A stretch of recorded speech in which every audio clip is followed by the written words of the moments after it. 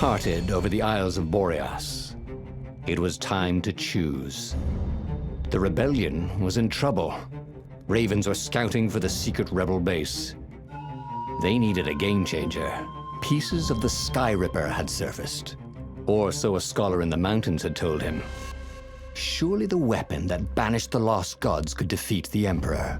Also, a temple had risen out of empty desert. The Emperor had brought the Sky Ripper pieces up out of ancient burial by his obscene rituals. Could this be where the Iblis Stone was hidden? Someone better get it before he does, thought Reynardo. And also, his old friend Lupino needed rescuing. Of course, Reynardo had a pretty strong suspicion that Lupino had betrayed the rebellion. But could Reynardo really leave an old friend to the Ravens?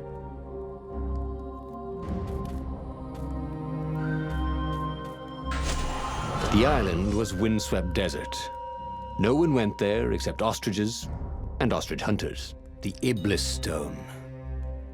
It sounded ominous. It sounded powerful. If the Emperor was searching for it, it must be dangerous. And so, Reynardo went ostrich hunting.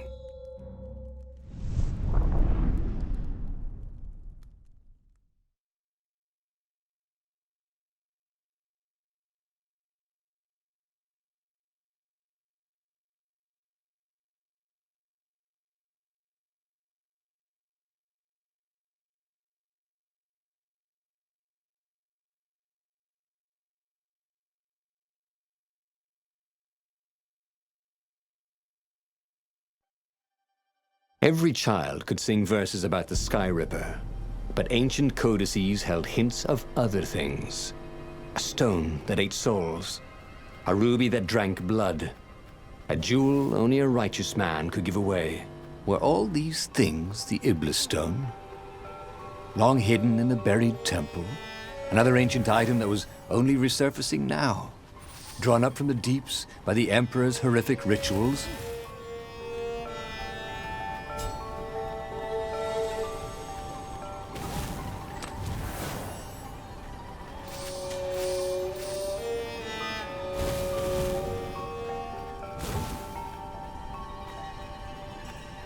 Where was a workbench when you needed one? Oh, never mind.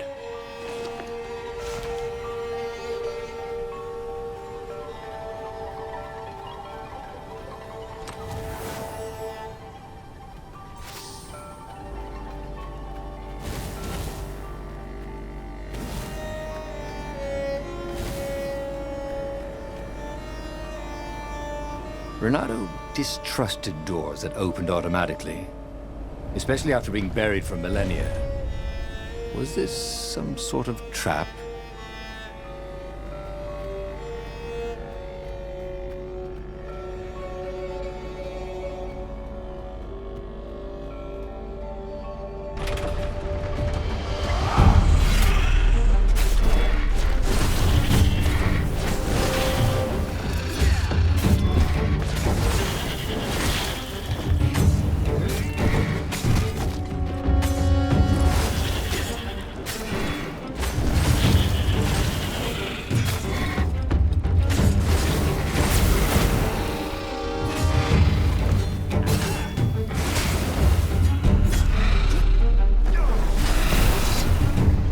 Ravens were already here, cawing in frustration.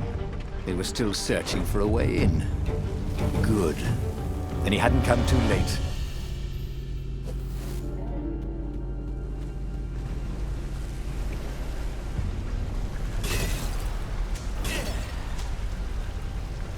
If they didn't want their things broken, they really ought to make them stronger.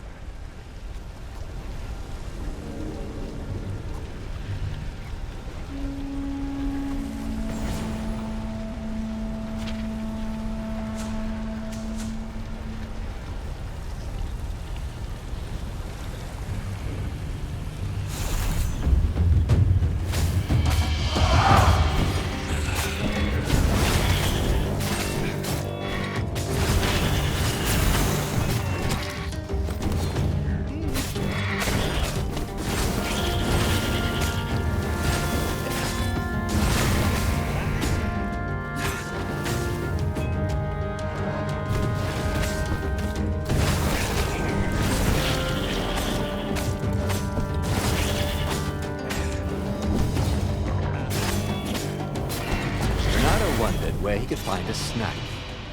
He was feeling a bit peckish.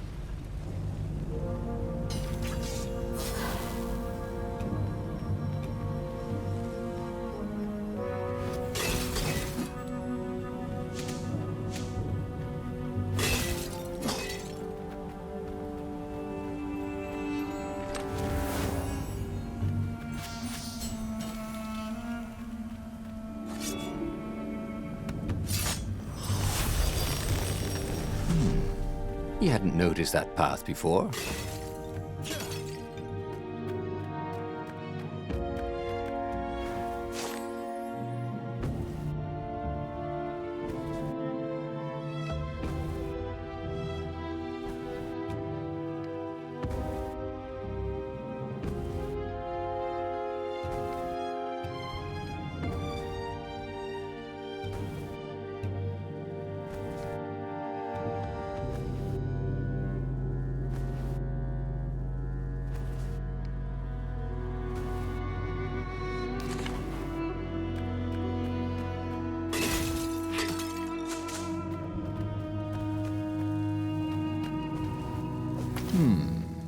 A road less traveled.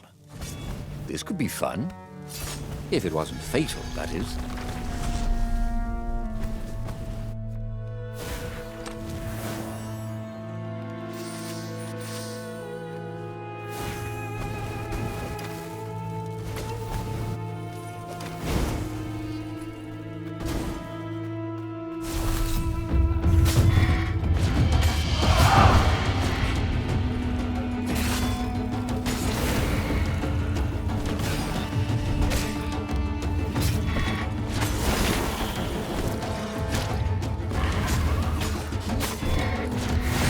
Nothing gets your blood pumping like a bit of killing.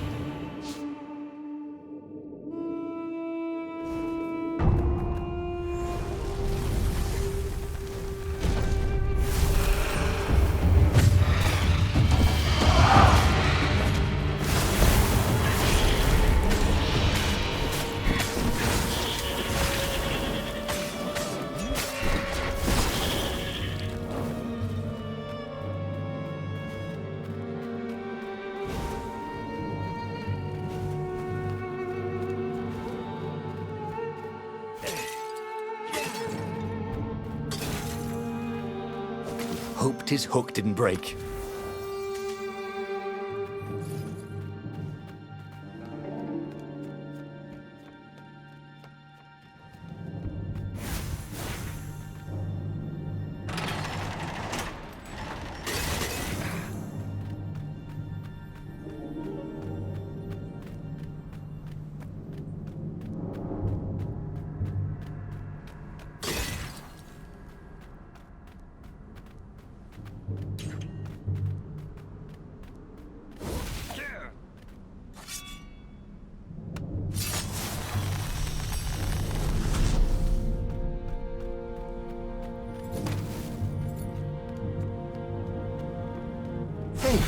Didn't I just kill your brother?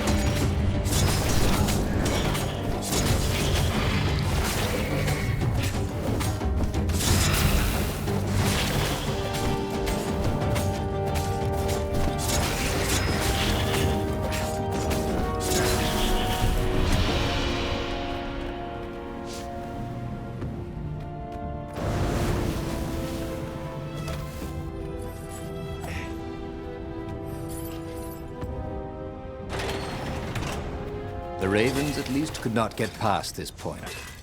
Obviously, the temple builders knew how to deal with tomb raiders.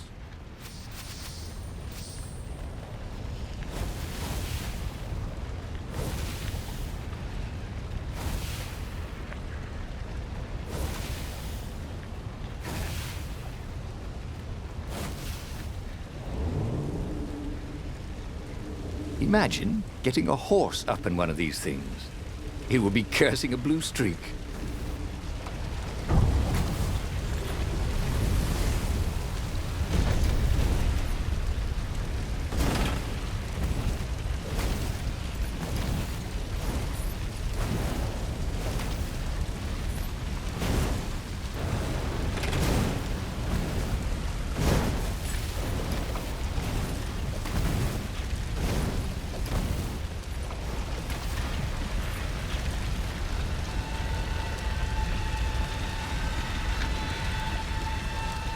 It was a stone of the purest blackness. It reflected no light, like a void made solid. Nervous, he picked it up. I can make you mighty. Who said that? Give me blood. It was the stone, eager, thirsty.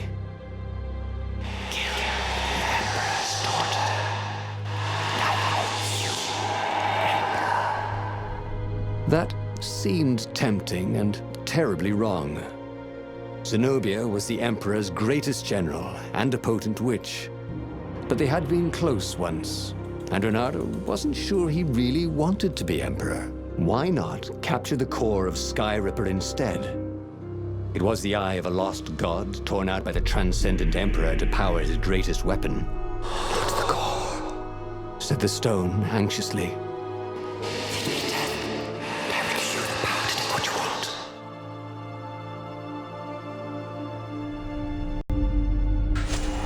Why was he listening to a talking rock? Ah, but the rock had a point. If the stone could truly turn him into a powerful warrior, he could defeat the Emperor with the very weapon the wicked old toad had sought for himself. To be a hero, you had to sacrifice old friends sometimes, especially when they've become enemies.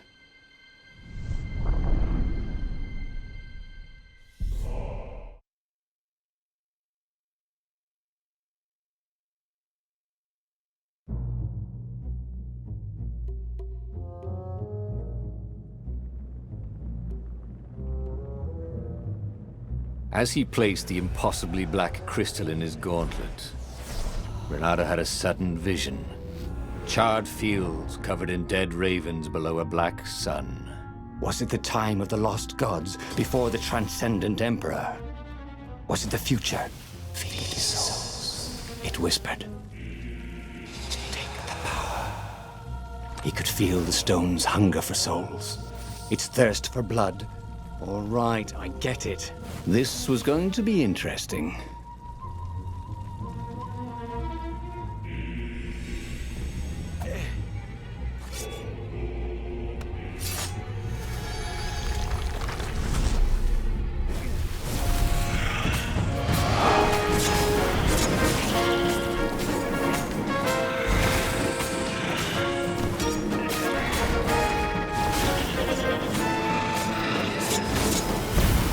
Barely landed a claw on him.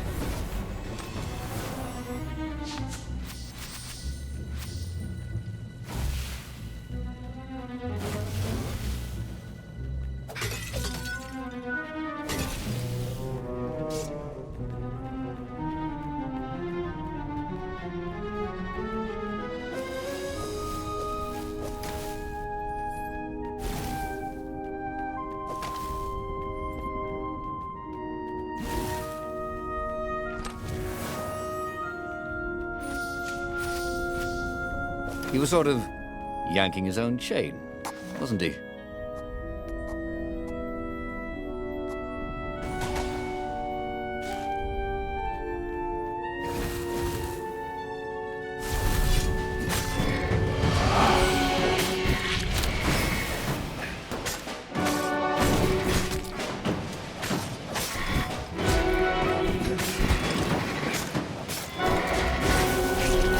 The ravens on Zenobia's island were no match for Reynardo. They screamed as the stones sucked out their souls, and with each death, he felt stronger. Take the power, the stone told him.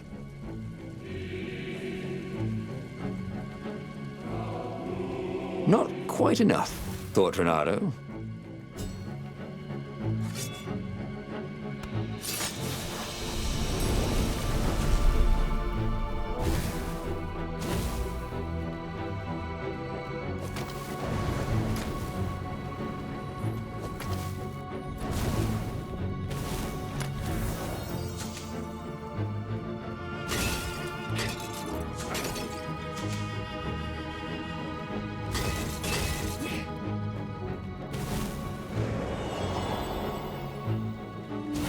Sorry, mustache, thought Reynardo.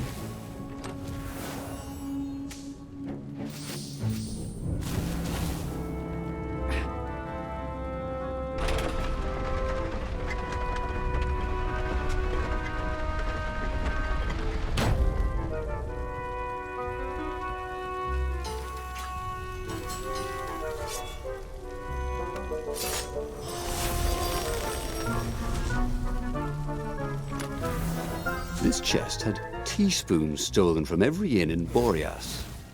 Oh, and something more useful.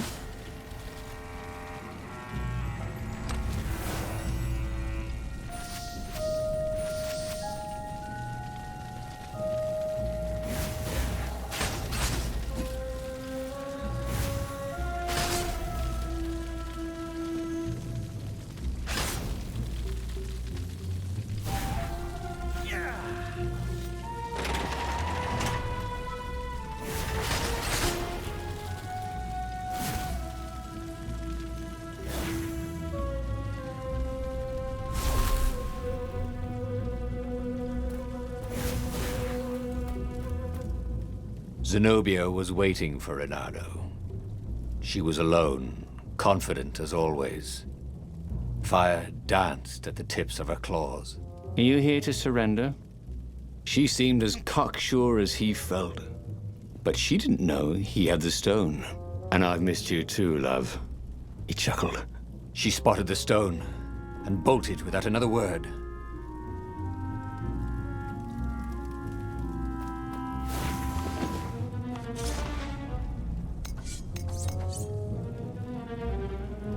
Now he could slice the wings off a fly in the air. Not that he would.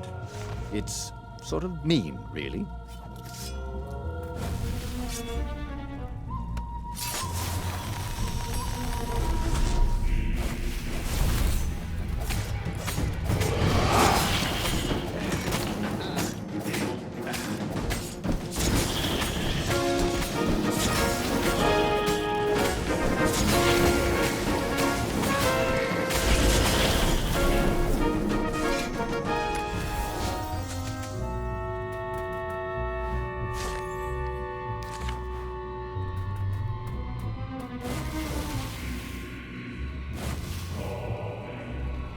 It wasn't his fault. They looked so breakable.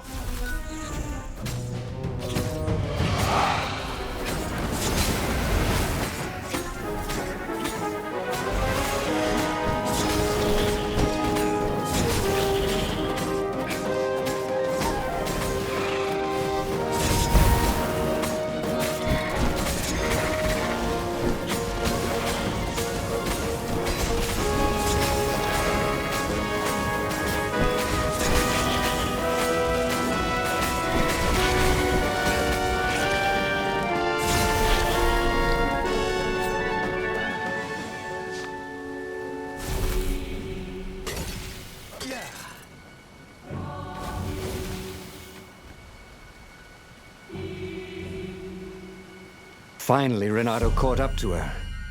He had never seen her scared before. At school, she'd been the determined, brave one.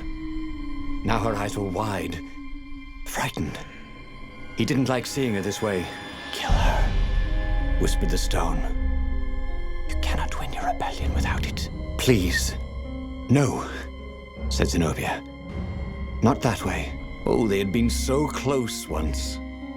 Could he really feed her soul to his demonic gem? But if he spared her, he would not get the full power of the stone. Oh, how could he be the hero he wanted to be?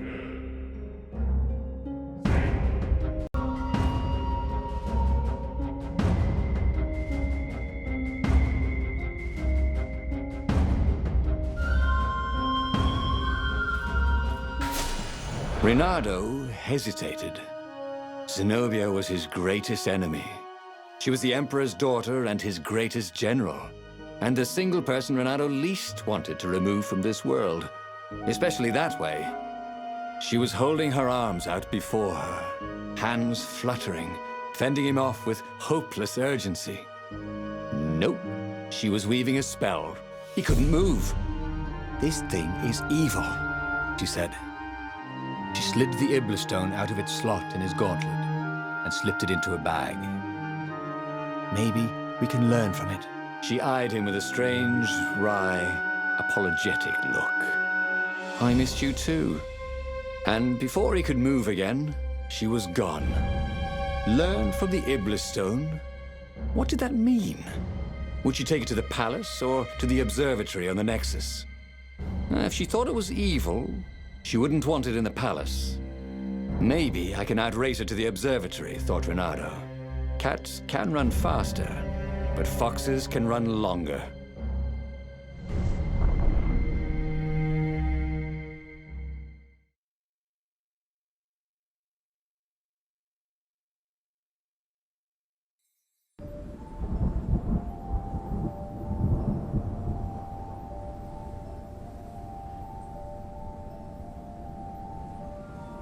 Reynardo felt a little sick. Ever since Zenobia had taken the stone from him, he'd felt an ache that wouldn't go away. He missed it. He wanted it back. He needed it back. Why hadn't he killed her when he had the chance? She was the enemy. He hadn't even seen her in 14 years. Why had he hesitated? You're a sucker for an empowered woman. Reynardo kicked himself. Don't make that mistake again.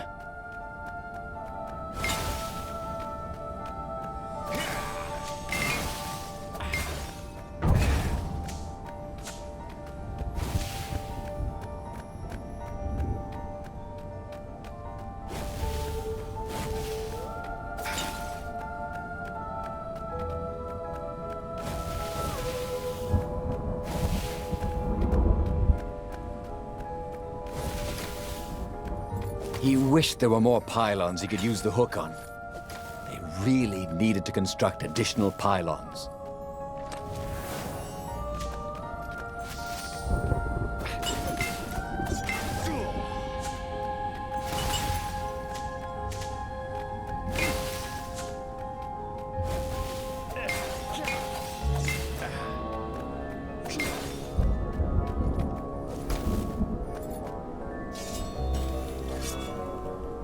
That is a very cool sword, thought Reynardo. No, seriously. He couldn't feel his paw anymore.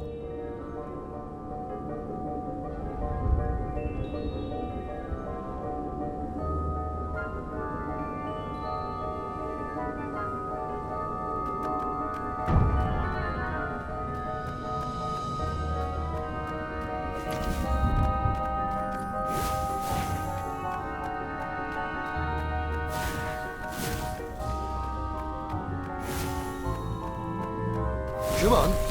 One fox, no waiting.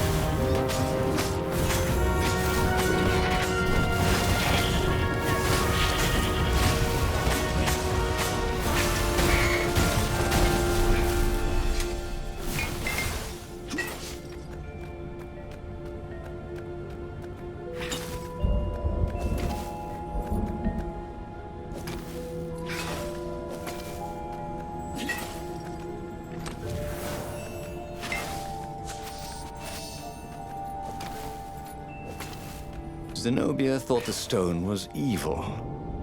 Was it? He longed to have it back.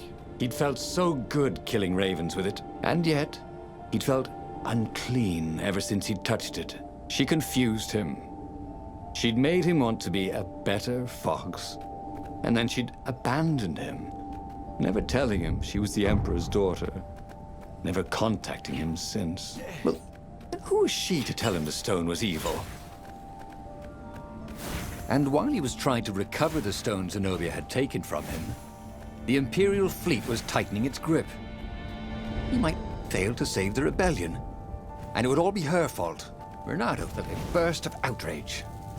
Not only had she stolen his gem, she'd also stolen his scientists. Sure, they were neutral, but they had helped him discover what the Emperor was up to. They were supposed to be helping me, Reynardo thought. So unfair.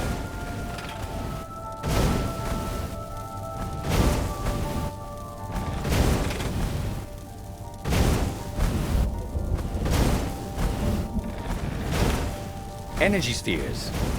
Easy to dodge, but boy do they sting if you didn't pay attention.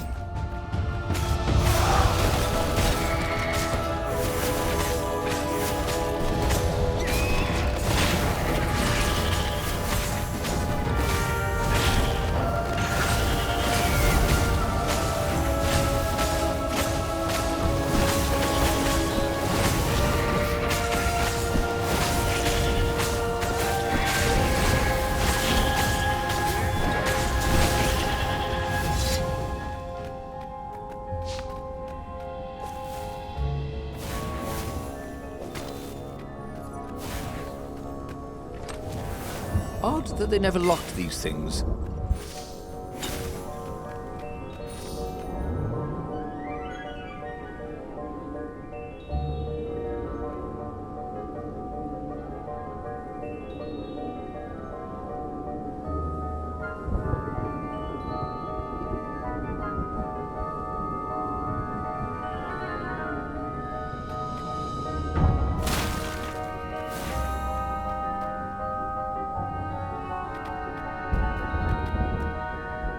The scientist's toes were pointing arcane instruments at the stone and looking at it through prisms and reflections. Mine, said Reynardo as he took back the stone. Well, we need it for science, croaked the toads. So he killed them. He felt better immediately. Smarter, too. I thought you'd never come for me, whispered the stone. Then, a far speaker toad croaked, in something like Zenobia's voice. Reynardo, leave the stone with the toads. It will swallow your soul. You'll kill everyone you love. But Reynardo had an army to lead, an empire to bring down.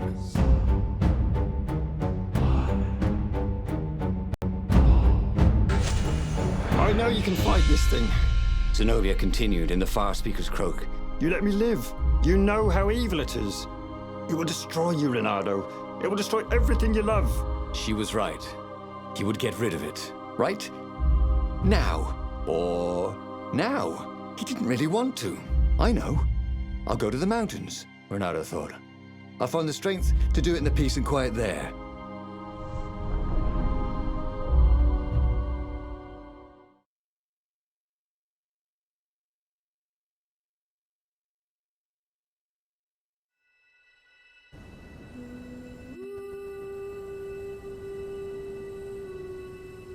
As the Farfarer landed at the foot of the mountains, Reynardo was surprised to find Lapino there. What are you doing here? Oh, you wouldn't believe it. I was stowed away on an Imperial courier ship, dressed up as a combat nurse carrying a general's beak transplant. This is not a great time, said Reynardo, who was pretty sure he did not, in fact, believe Lapino's story. That's when you need your friends, said Lapino. I just need some peace and quiet, said Reynardo, and grimly set out on the path.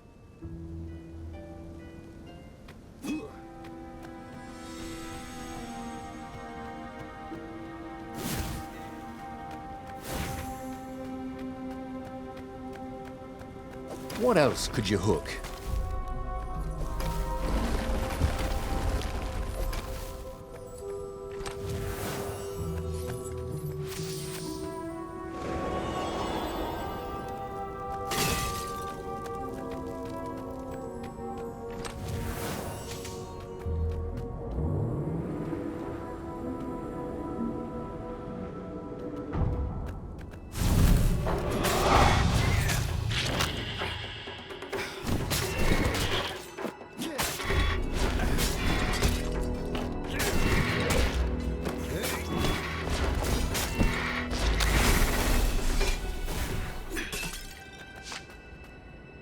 Reynardo told his friend how he had slaughtered the toads, and how he had nearly slain Zenobia. A terrible burden, this Iblis stone, sympathized the rabbit. Yeah, but I need it. For the rebellion. Do you now? You know, you were a pretty fine fighter before you were wielding a demonic decoration. Oddly, the sword wasn't whispering at him to kill the Pino. Up ahead in the mountains, there was a peaceful spot. If he could rid himself of his burden anywhere, it was there.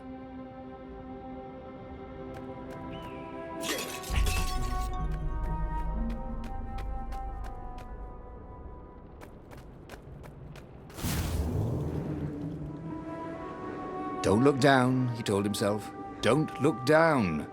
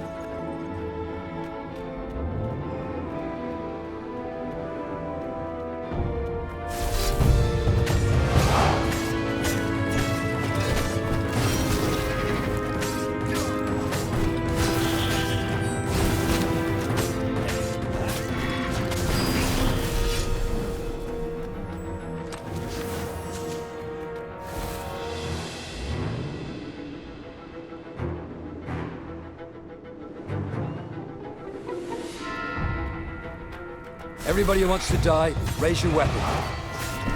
All right.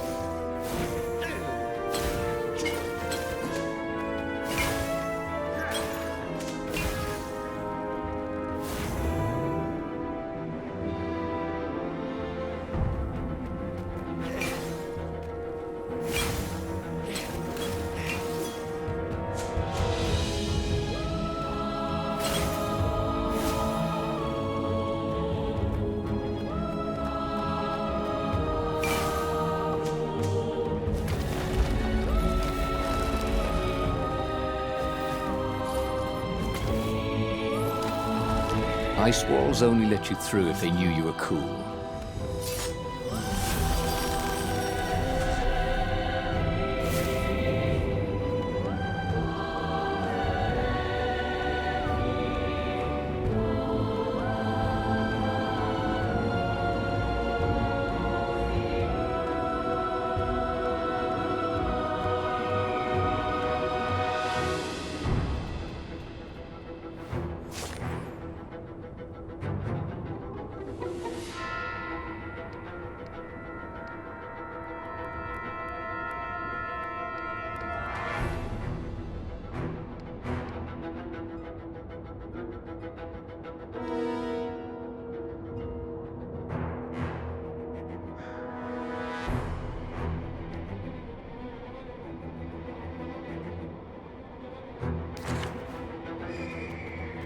As for the gate, well, you could take her or leave her. Sorry, it's the best I could do.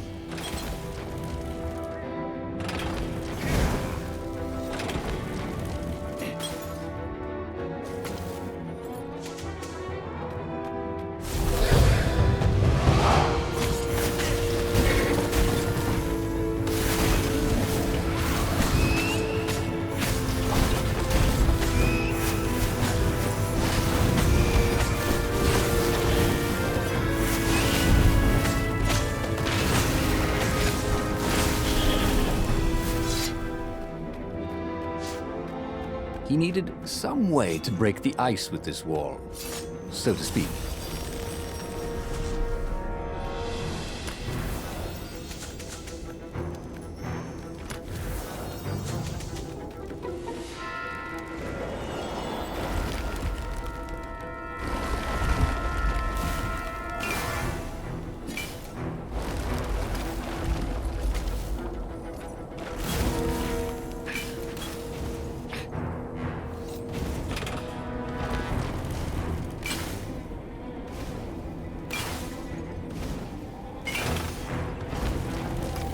Reynardo thought he would make a difference, snatching the Iblastone before the Emperor could get it.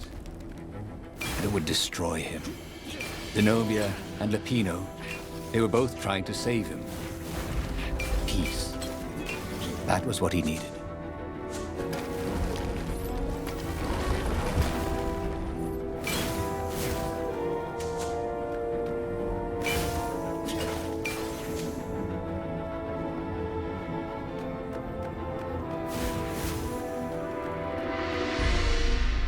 So much for peace and quiet. There was Lupino. Again. You're stronger than some dumb rock, Lupino said. Let's just bury it, and no one will ever find it again. Reynardo could feel the spirit energy of all those dead ravens inside him, pecking away. The rabbit was right. Even if the rabbit was a traitor, he was still right. He tore the Iblastone from his gauntlet and threw it into the hole Lupino had dug.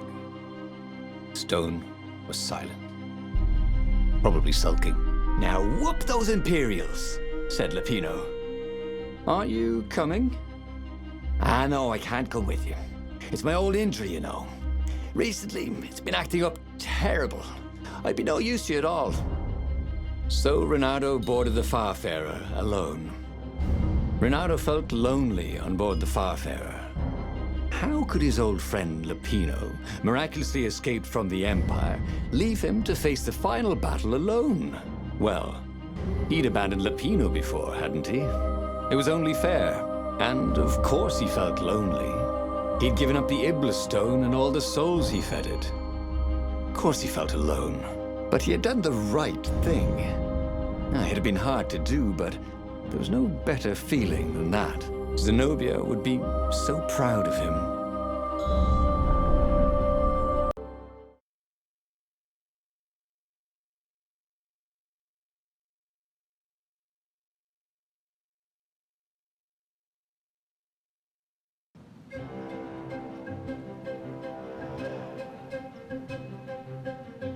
The battle, alas, was not going well. He no longer had the stone, and he'd never gotten the core. Lupino wasn't with him, and he was up against Zenobia, out there somewhere, maneuvering the Emperor's forces. The rebels had been outnumbered from the start, and he still had that aching longing for the stone. But that is what it means to be a hero. He would fight his way to Zenobia. He would show her what he was capable of. Just him, with no diabolic accoutrements. He would win, no matter the odds. A chest that shiny deserved to be opened.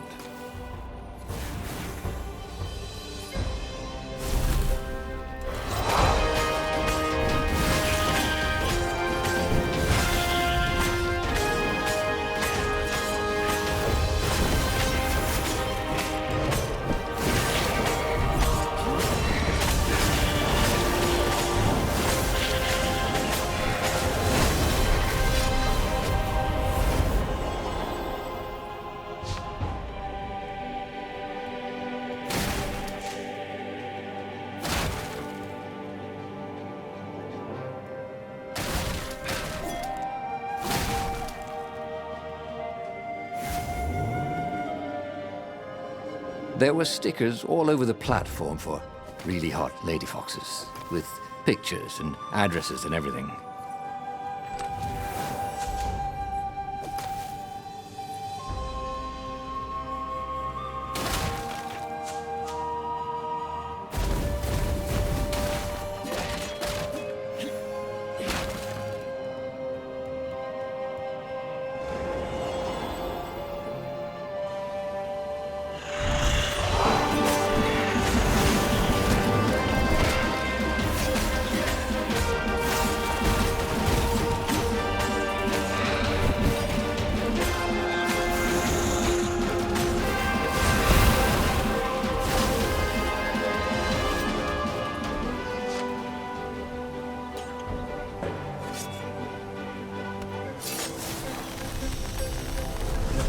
The new pathway made Reynardo curious.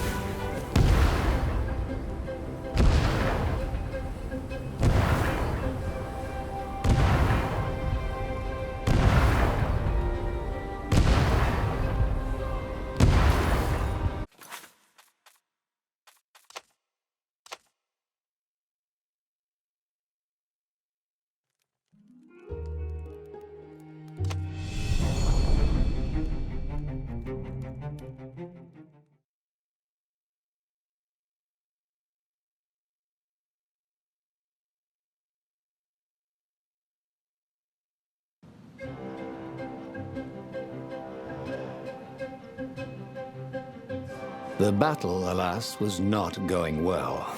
He no longer had the stone, and he'd never gotten the core. Lapino wasn't with him, and he was up against Zenobia, out there somewhere, maneuvering the Emperor's forces. The rebels had been outnumbered from the start, and he still had that aching longing for the stone. But that is what it means to be a hero. He would fight his way to Zenobia. He would show her what he was capable of. Just him, with no diabolic accoutrements. He would win, no matter the odds. The portal was heavily guarded. It must go someplace they really didn't want him to go.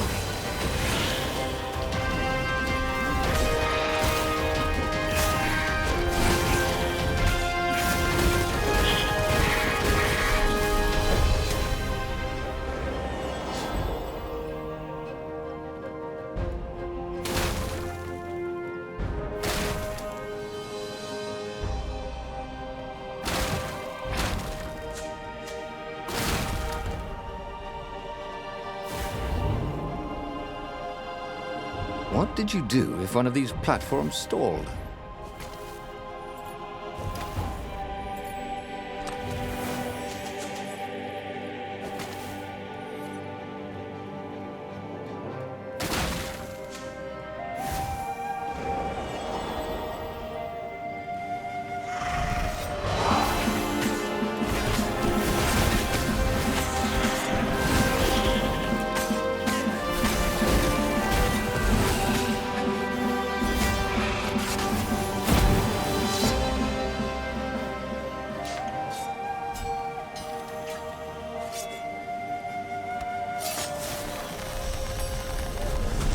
It was time for a little exploration.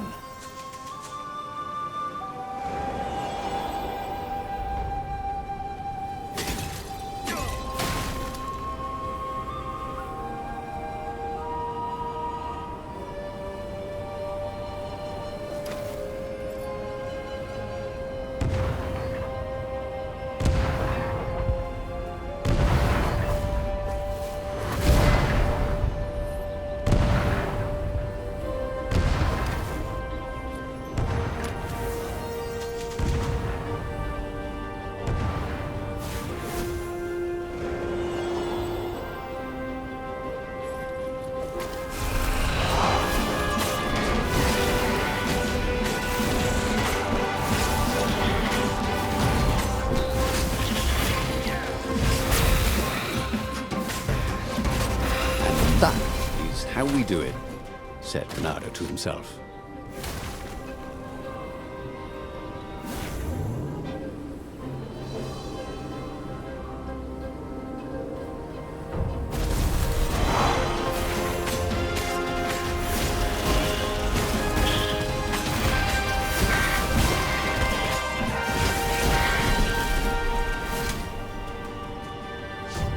Yes, that was it. Pirouette, slash, parry, dodge. Reynardo had never done such good work in a fight. He wished the poets were along to sing of his exploits for his old age. Maybe he wouldn't have to kill Zenobia. Maybe he could defeat her and take her prisoner. Then he could turn the tide against the Emperor. If she wasn't crowned princess, once this was all over, she'd have more time for him, right?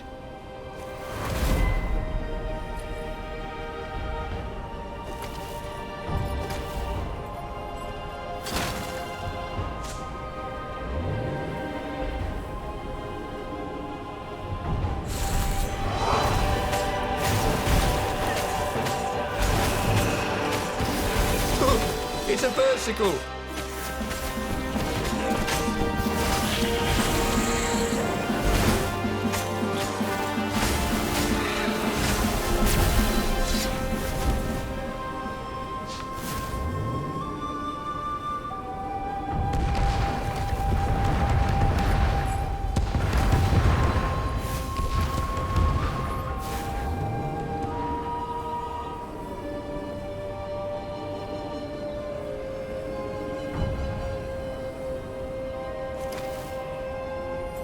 Soon he'd confront the Emperor.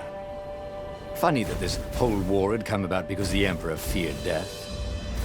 And now it was coming for him. There was some sort of lesson there, wasn't there?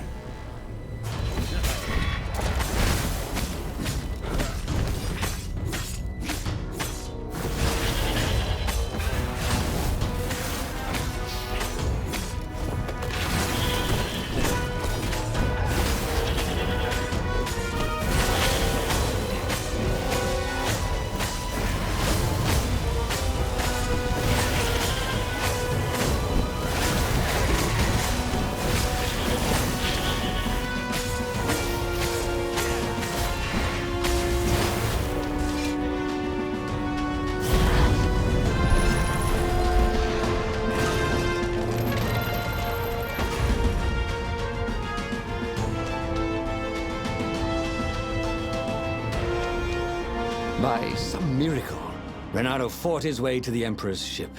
He was exhausted, bleeding, but he'd found the strength to reject the stone. Zenobia came out of the ship. "Reynardo!" she shouted, and then she fell down and died. Lapino was behind her, wielding a sword that seemed to suck all the light out of the sun. You idiot! You threw the stone away! Cried Lapino. You said it was evil! It hates sanctimonious prigs like you, laughed Lapino. And we're having a grand old time. Reynardo turned and ran. But no matter where he ran, Lapino jumped in front of him until Reynardo was cornered. That boy could hop. You wouldn't do this to an old friend, would you? Cried Reynardo. You mean this? Said Lapino, as he slid the sword into Reynardo's guts. Damn it! Again? And he hadn't learned anything new this time. He'd done the same thing twice, yet expected a different outcome.